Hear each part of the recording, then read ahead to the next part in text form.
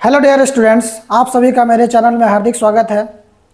आप लोगों ने यदि अभी तक मेरे चैनल को सब्सक्राइब नहीं किया है तो आप लोग सब्सक्राइब कर लें ताकि आपको नए वीडियो का नोटिफिकेशन मिल सके और ज़्यादा से ज़्यादा स्टूडेंट्स के पास ज़रूर भेजें ताकि सभी वीडियो देख करके लाभ उठा सकें।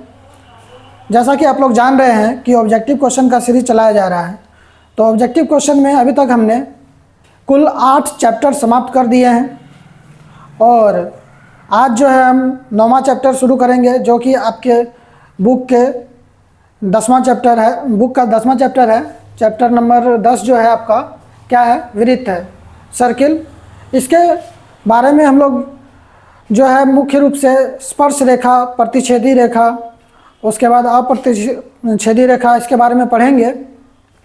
इसके बारे में जो है और भी जैसे कि क्षेत्रफल वगैरह होता है तो वो हम दूसरे क्लास में पढ़ेंगे। यहाँ सिर्फ जो हम पढ़ेंगे मेन रूप से स्पर्श रेखा से जो अलग अलग टाइप से क्वेश्चंस बनते हैं बिहार बोर्ड के 10th क्लास में, उन क्वेश्चंस को फोकस करते हुए यहाँ मैं आपको ब्रीफ में ये इसका बेसिक कंसेप्ट आज बताने वाला हूँ। तो चलिए इसके बेसिक कंसेप्ट को देखते हैं। देखिए यहाँ मैंने इम्पोर्टेंट नोट लिखा हुआ है वृत्त के रिगार्डिंग और जो स्पर्श रेखा है उसके रिगार्डिंग, और रेखाओं से मिलते जुलते जो है इन नोट्स से हूबहू आपको क्वेश्चंस मिल सकते हैं। तो देखिए वृत्त क्या है, वृत्त की ऊंचाई नहीं होती। तो आप सभी जान रहे हैं जो ये है एक जो सर्कल ये है, ये क्या है, वृत्त है। ये क्या है, वृत्त है। तो वृत्त तो आप लोग जान रहे हैं क्या कि बहुत सारे बिंदुओं से मिलकर ये वृत्त बनता है। और वृत्त के बारे में हम जानते हैं क्या, इसकी ऊंचाई नहीं होती है, वृत्त की ऊंचाई नहीं होती। तो वृत्त को आप एक रोटी के जैसा मान सकते हैं। रोटी जिस तरह से गोल होता है उसी तरह वृत्त भी होता है। और रोटी की क्या कोई हाइट होती है, नहीं होती है। वो सेम आप रोटी के उदाहरण को लेकर के वृत्त को समझ सकते हैं। तो वृत्त के बीच में केंद्र होता है। दूसरा पॉइंट जो है, वृत्त के बीच में केंद्र होता है। तो वृत्त जो है ये वृत्त के बीच पॉइंट में यहाँ क्या होता है, आपका केंद्र होता है। वृत्त के बीच पॉइंट में केंद्र होता है। तो जैसा कि अभी मैंने आपको बताया कि क्या है, वृत्त जो है बहुत सारे बिंदुओं से मिलकर बना होता है। तो ये जो है देखिए यहाँ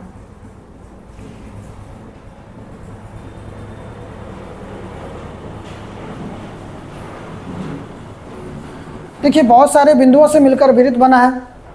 उसके बाद दूसरा पॉइंट, इसका हाइट नहीं होता, ऊंचाई नहीं होता। अब देखिए जो तीसरा पॉइंट इसमें हम क्या देख रहे हैं,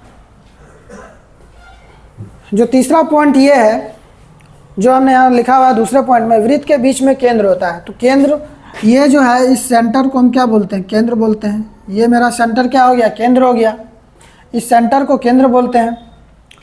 केंद्र से परिधि की दूरी सभी जगह समान होती है। तो ये जो है, अब इस पॉइंट को हम लोग जोड़ देते हैं। तो ये क्या है, वृत्त है, यही वृत्त है। और इसके बीच में ये क्या है, केंद्र है। ये क्या हो गया, केंद्र है। और केंद्र से ये जो सेंटर है इससे जो है परिधि की दूरी समान होती है। तो यहाँ से चाहे हम ये ले लें, ये क्या है, ये टोटल क्या है, परिधि है। यहाँ से यहाँ ले, अगर ये 5 सेंटीमीटर यहाँ है तो यहाँ भी होगा, क्या होगा, 5 सेंटीमीटर होगा। अगर यहाँ भी हम खींचेंगे फिर भी 5 सेंटीमीटर होगा। कहीं भी खींचेंगे तो 5 सेंटीमीटर ही होगा। तो इस तरह से हमने देखा क्या कि केंद्र से परिधि की दूरी सभी जगह समान होती है, वो हमने दिखा दिया आपको। अब देखिए केंद्र से परिधि पर खींची गई रेखा त्रिज्या कहलाती है। और यही जो है, इस सेंटर से जो हम ये रेखा खींच रहे हैं यही क्या होता है, त्रिज्या होता है। इसी को क्या बोलते हैं, रेडियस बोलते हैं। ये सेंटर और इससे कहीं भी हम खींचेंगे तो ये रेडियस हो गया। अब नेक्स्ट कंसेप्ट देखिए, केंद्र से होकर जाने वाली रेखा व्यास कहलाती है। त्रिज्या तो आपने जान लिया। अब देखिए व्यास कैसे होगा। ये सेंटर है, इससे जाकर होने वाली, मतलब इससे गुजरने वाली रेखा ही क्या कहलाती है, व्यास कहलाती है। व्यास को हम लोग किससे, डी से डिनोट करते हैं। ये कंसेप्ट भी आपका क्लियर हो गया होगा। अब देखिए नेक्स्ट कंसेप्ट जो है, जो रेखा केंद्र से होकर नहीं जाती जीवा कहलाती है। तो देखिए जीवा किस तरह से होता है। तो ये सेंटर है। अब यहाँ हम सभी को सम्मिलित रूप से देखते हैं। ये हो गया क्या, आर हो गया। और सेम अगर इसको हम जोड़ देते हैं तो ये यहाँ से लेके यहाँ तक के पॉइंट को हम क्या बोलते हैं, डी बोलते हैं। बीच में सेंटर है वो। अब यहाँ तक तो हम लोग जान रहे हैं कि सेंटर पॉइंट से कोई रेखा खींची जाती है तो त्रिज्या होती है, और एक रेखा जब सेंटर से होकर गुजरती है तो वो व्यास कहलाती है। अब जो बोला गया है जो सेंटर से होकर नहीं गुजरती है, मान लेते हैं यहाँ हम एक रेखा खींचे, तो ये क्या कहलाती है, तो ये जो है आपका जीवा कहलाती है। क्या कहलाती है, जीवा कहलाती है। ये आपका जीवा कहलाती है। तो चाहे यहाँ खींच लीजिए, चाहे यहाँ ऐसे खींच लीजिए, चाहे ऐसे खींच लीजिए, यहाँ ऐसे खींच लीजिए, ये सभी क्या कहलाएगा, जीवा कहलाएगा। अब देखिए नेक्स्ट जो है, त्रिज्या परिधि पर लंब बनाती है। त्रिज्या जो है परिधि पर लंब बनाती है। यहाँ समझिए इसको। तो परिधि क्या है, ये जो पूरा है ये आपका क्या है, परिधि है। ये क्या है, परिधि है। और ये क्या है, सेंटर है। तो अब त्रिज्या मान लेते हैं, यहाँ से हम ये त्रिज्या खींचे आर, तो ये जो है लंब बनाएगी। क्या बनाएगी, ये लंब बनाती है। तो सेंटर पे ये त्रिज्या जो है परिधि पर लंब बनाती है। ये हर एक जगह परिधि पर लंब ही बनाएगी। चाहे ये किसी पॉइंट यहाँ भी आप खींच लीजिए त्रिज्या, तो यहाँ भी क्या करेगी, ये लंब बनाएगी। तो यहाँ तक जो है आपको सारा बात अभी तक क्लियर हो गया होगा कि वृत्त के अंदर जो अलग अलग जो व्यास है, केंद्र है, त्रिज्या है, क्या है, वो सभी क्लियर हो गया होगा। अब जो है आगे देखिए क्या है, अप्रतिच्छेदी रेखा, प्रतिच्छेदी रेखा और स्पर्श रेखा। अब इन तीनों रेखाओं के बारे में हम लोग जानेंगे। तो देखिए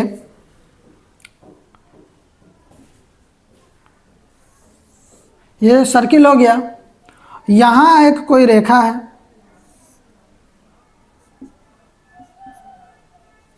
ए और बी। तो ये क्या कहते हैं, ये वृत्त को जो है क्या किसी तरह भी टच कर रहा है या किसी तरह से काट रहा है, नहीं काट रहा है, कुछ भी नहीं। तो ये जो इस तरह का अगर डायग्राम दिया होगा तो ये क्या होगा, अप्रतिच्छेदी रेखा। ये कौन सी रेखा हो जाएगी, अप्रतिच्छेदी रेखा हो जाएगी। अप्रतिच्छेदी रेखा, कौन सी रेखा, अप्रतिच्छेदी रेखा हो जाएगी। अब देखिए आगे जो है प्रतिच्छेदी रेखा। तो प्रतिच्छेदी रेखा क्या होगी, प्रतिच्छेदी रेखा जो है, यहाँ समझिए प्रतिच्छेदी रेखा को, ये एक वृत्त हो गया। वृत्त का ये एक पॉइंट हो गया, मान लेते हैं क्या ए है, और ये एक पॉइंट, ये कोई एक पॉइंट है और एक ये पॉइंट है। दो बिंदु है, और इन दोनों बिंदु को जो है काट रही है क्या,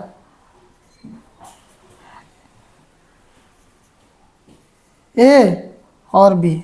ए बी रेखा जो है इस वृत्त को अगर दो बिंदु पे काटे, जब भी किसी भी वृत्त को दो बिंदु पर कोई रेखा काटे तो वो रेखा क्या कहलाती है, तो वो जो है प्रतिच्छेदी रेखा कहलाती है।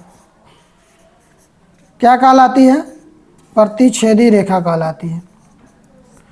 तो यहाँ तक अभी आपको क्लियर हो गया होगा। उसके बाद जो है प्रतिच्छेदी रेखा के बाद कौन सा है, स्पर्श रेखा। और इस स्पर्श रेखा से ही जो है बहुत सारे क्वेश्चंस बनेंगे। अब देखिए स्पर्श रेखा क्या होता है।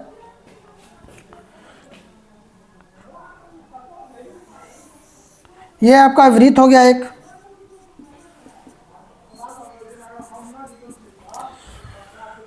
वृत्त आप लोग जान रहे हैं क्या, बहुत सारे बिंदु से मिलकर बना हुआ है।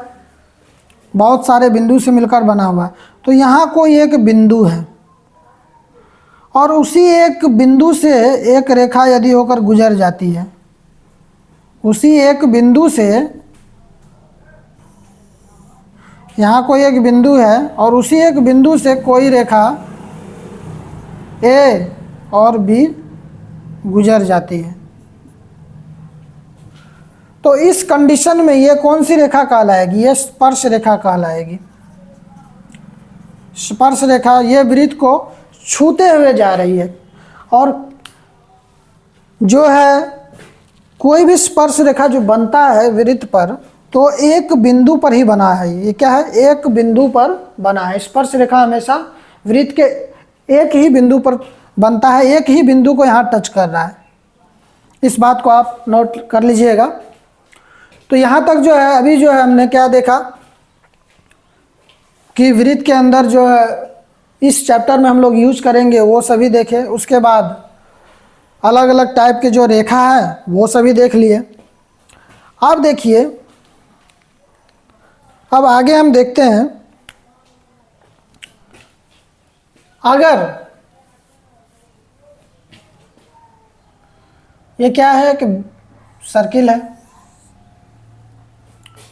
वृत्त है, वृत्त के अंदर कोई बिंदु है, कोई भी बिंदु पी रख लीजिए। वृत्त के अंदर अगर कोई बिंदु है तब देखिए स्पर्श रेखा क्या बनेगा। कोई रेखा अगर हम ऐसे इससे गुजार रहे हैं, ओह सॉरी,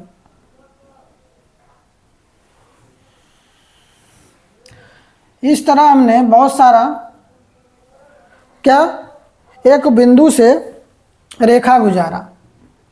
तो हम लोग क्या जान रहे हैं कि स्पर्श रेखा कब होता है? जब वो एक वृत्त के किसी एक बिंदु को टच करके रेखा निकलती है तो उसे स्पर्श रेखा बोलते हैं।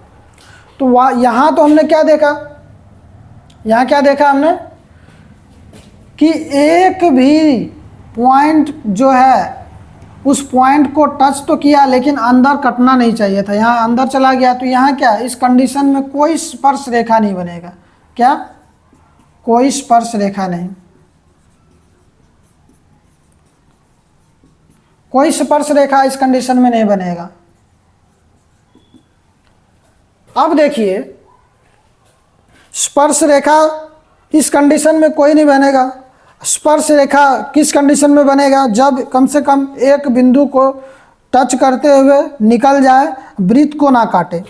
यहाँ देखिए वृत्त को नहीं काटा है तो ये स्पर्श रेखा बना, लेकिन इसमें कोई स्पर्श रेखा नहीं बना। क्यों? क्योंकि ये जो है वृत्त को बीच में काट दिया है, और जो बीच से वृत्त को काट रहा है, कहीं भी काटे, चाहे यहीं से क्यों नहीं काटे, चाहे यहीं से क्यों नहीं काटे, तो वो भी क्या होगा? प्रतिच्छेदी होगा, वो स्पर्श रेखा नहीं कहलाएगा। अब देखिए नेक्स्ट पॉइंट यहाँ क्या है। इन सभी रेखाओं के बारे में हम लोग ने जान लिया। अब देखिए, वृत्त पर अनगिनत स्पर्श रेखा बन सकती है। अब अनगिनत क्यों बन सकती है इसको देखिए।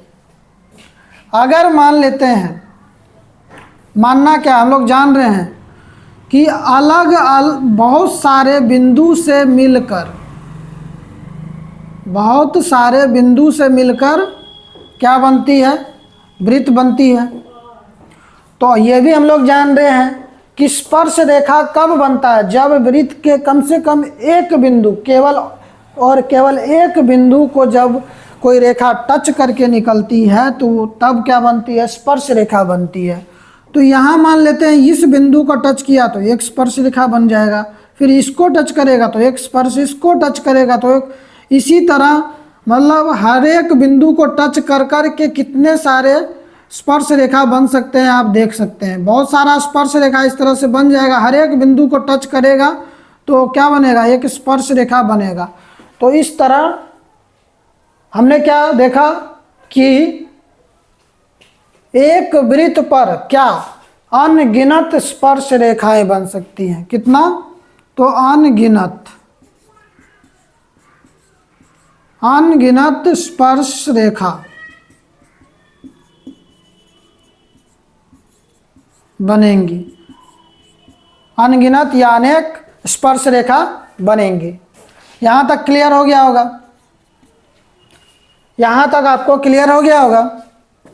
अब देखिए,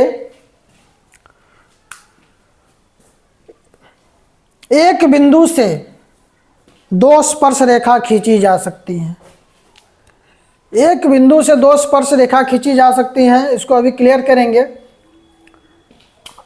तो यहाँ आपने इस चीज़ को ध्यान से समझ लिया होगा क्या, कि वृत्त पर एक बिंदु, और यहाँ आप एक चीज़ और नोट कर लेंगे, अनगिनत स्पर्श रेखा बनेंगी, क्योंकि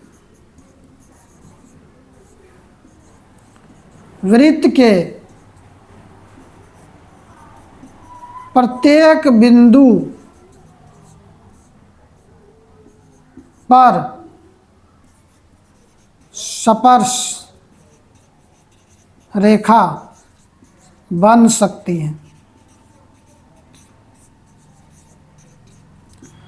किस तरह बन सकती है वो मैंने आपको दिखा दिया है। यहाँ पे हर एक बिंदु पर क्या स्पर्श रेखा बन रही है, इसलिए क्या है, इस पर अनगिनत स्पर्श रेखा बनेंगी।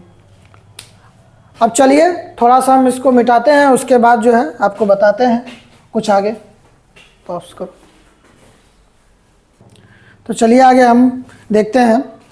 यहाँ तक क्लियर हो गया है किस तरह से अनगिनत स्पर्श रेखा बनता है। तो अब जो है एक बिंदु से दो स्पर्श रेखा खींची जा सकती हैं। इन सभी पॉइंट को आपको याद रखना है, क्योंकि एग्ज़ाम में अगर पूछा जाएगा तो यहाँ तो मैं आपको समझा रहा हूँ कि हाँ कैसे दो स्पर्श रेखा बनती है, लेकिन वहाँ आपको याद रखना है, आपको डायरेक्ट टिक मारना है या सर्किल करना है और निकल जाना है। चलिए देखिए, तो एक बिंदु से दो स्पर्श रेखाएं खींची जा सकती हैं। तो देखते हैं, ये हो गया एक सर्किल वृत्त, यहाँ एक, हाँ तो डियर स्टूडेंट्स बीच में वीडियो कट हो गया था, तो आप जो है पहले पार्ट को देखने के बाद इसका जो है दूसरा पार्ट जो है यहाँ से मैं वीडियो चालू कर मतलब क्लास चालू कर रहा हूँ, तो उसको देखने के बाद आप इसको देख लेंगे तो क्लास पूरा हो जाएगा।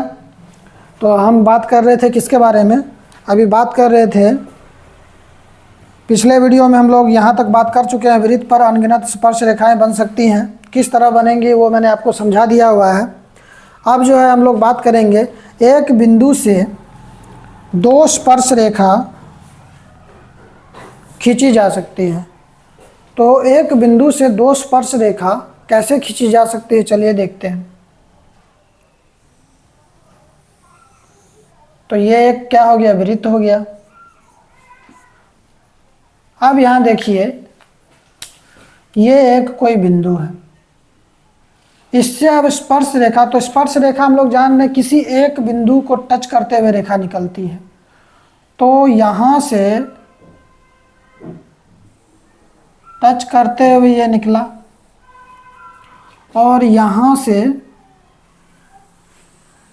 टच करते हुए ये निकला। तो ये है एक बिंदु, बिंदु P मान लेते हैं, और यहाँ पे एक बिंदु पे टच हुआ, एक यहाँ पे टच हो रहा है। तो इस कंसेप्ट से हम एक क्वेश्चन को भी आपको समझाने का प्रयत्न करेंगे कि देखिए यहाँ जो निकला, क्या निकला, एक बिंदु से कितना, दो स्पर्श रेखा मैक्सिमम खींची जा सकती हैं। चाहे आप किसी भी एंगल से इसको खींचिएगा, चाहे उधर नहीं लेके इधर लेके खींचिएगा फिर भी दो ही खींचा जाएगा, अगर यहाँ लेके खींचिएगा फिर भी दो ही खींचा जाएगा, अगर ऊपर लेके खींचिएगा फिर भी दो ही स्पर्श रेखा खींचा जा सकता है। तो ये मान लेते हैं क्या, एक बिंदु A है और ये B है, और ये आपका क्या है, यहाँ सेंटर O है। तो जब आपको क्वेश्चन में ऐसा दिया हो तो यहाँ पे आपको मैं क्लियर करना चाहूँगा क्या, PB बराबर होगा PA के। मतलब यदि अगर ये 10 सेंटीमीटर लंबी रेखा है PB, तो ये भी क्या होगा, 10 सेंटीमीटर ही हो जाएगा। आंसर आपका एक लाइन में हो जाएगा। तो यहाँ से आपने जो बिंदु, एक बिंदु से दो स्पर्श रेखा खींची जा सकती हैं, तो कैसे खींचा जा सकता है? मैक्सिमम दो ही।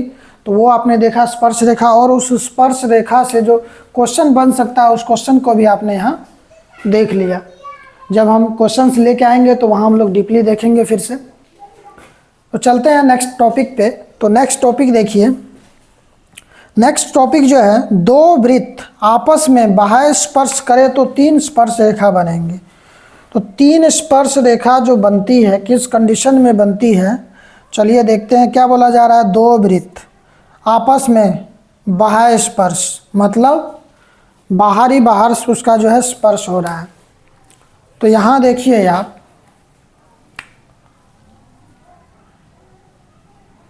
ये एक वृत्त हो गया और दूसरा वृत्त जो है आपको यहाँ स्पर्श किया। अब यहाँ देखते हैं हम लोग कितना स्पर्श रेखा इससे बन सकता है। तो एक स्पर्श रेखा तो हम यहाँ देख रहे हैं कि इन दोनों को टच किया। दूसरा स्पर्श रेखा आप देख सकते हैं यहाँ से टच करके निकल गया। एक बिंदु यहाँ, एक बिंदु यहाँ, एक बिंदु यहाँ, एक बिंदु यहाँ।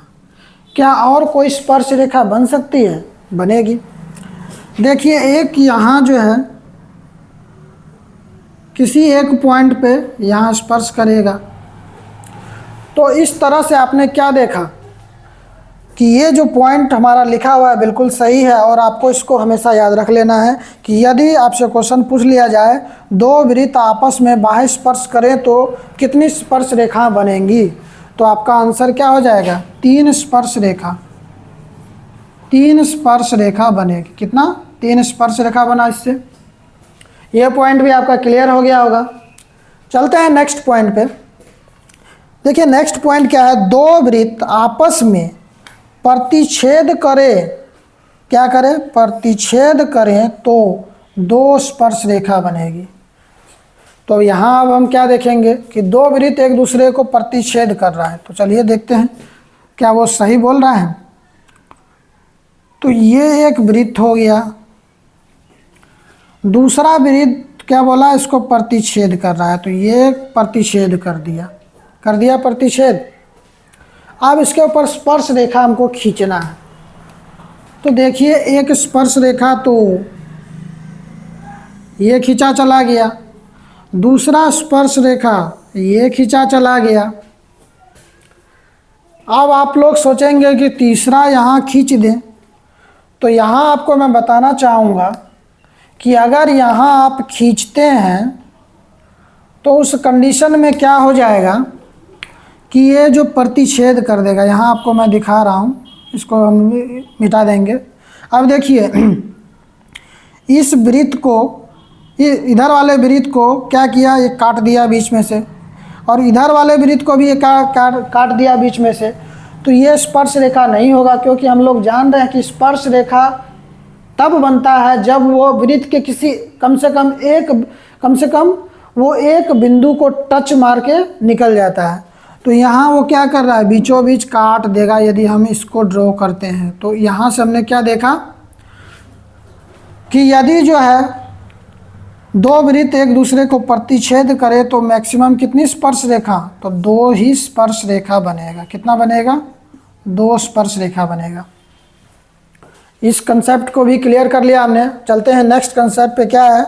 दो वृत्त आंतरिक रूप से स्पर्श करे। अब यहाँ देखिए क्या है? आंतरिक रूप से, मतलब एक वृत्त के अंदर दूसरा वृत्त लेंगे तो कितना बनेगा? 1 स्पर्श रेखा बनेगा। इसको भी याद रखना है। चलिए देखते हैं कैसे बनेगा। तो ये देखिए यहाँ जो है हम ये एक वृत्त बनाए, क्लियर, और दूसरा वृत्त ये बन गया।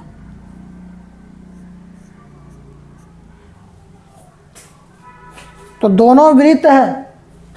देखिए क्या,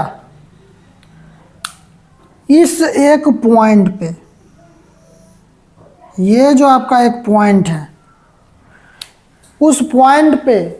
तो आपने यहाँ देखा कि वृत्त के अंदर यदि एक वृत्त स्पर्श करते हुए खींचा जाए तो क्या होगा, एक स्पर्श रेखा कितना बना, एक स्पर्श रेखा बना। तो अभी तक जो है आपको मैंने ये जो सारे कितनी स्पर्श रेखाएं बन सकती हैं अलग अलग कंडीशंस में, वृत्त के मतलब वृत्त के कंडीशंस में, जब एक बिंदु हो बाहर में तो किस तरह बनेगा, या एक पॉइंट पे बिंदु हो तो किस तरह स्पर्श रेखा कितना बनेगा, तो सारे कंसेप्ट को क्लियर कर दिया है। और आपको एक चीज़ और नोट कर लेना है, क्या नोट कर लेना है कि जब क्या कहते हैं सिंगल वृत्त भी दिया हो, यहाँ से आप देखेंगे सिंगल वृत्त ही दिया हो और उसके एक बिंदु पर पूछ लिया जाए तो एक बिंदु पर एक ही स्पर्श रेखा बनेगी, एक बिंदु पर एक ही स्पर्श रेखा बनेगी। जैसे यहाँ वृत्त पर अनगिनत स्पर्श रेखा बन सकती है, तो यहीं आप नोट कर लेंगे, क्या नोट कर लेंगे, यहीं आप एक चीज़ और नोट कर लेंगे कि एक बिंदु पर, वृत्त के एक बिंदु पर एक स्पर्श रेखा बनेगी।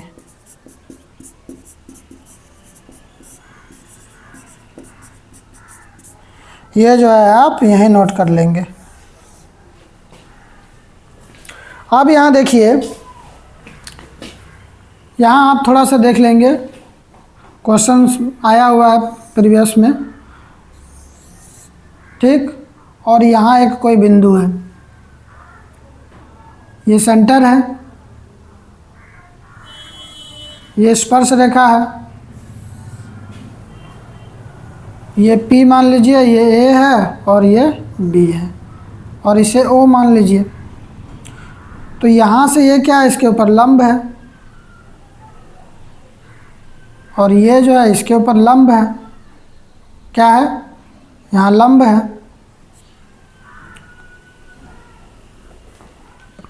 तो ये 90 डिग्री हो जाएगा, ये भी क्या होगा, 90 डिग्री होगा। अब यहाँ से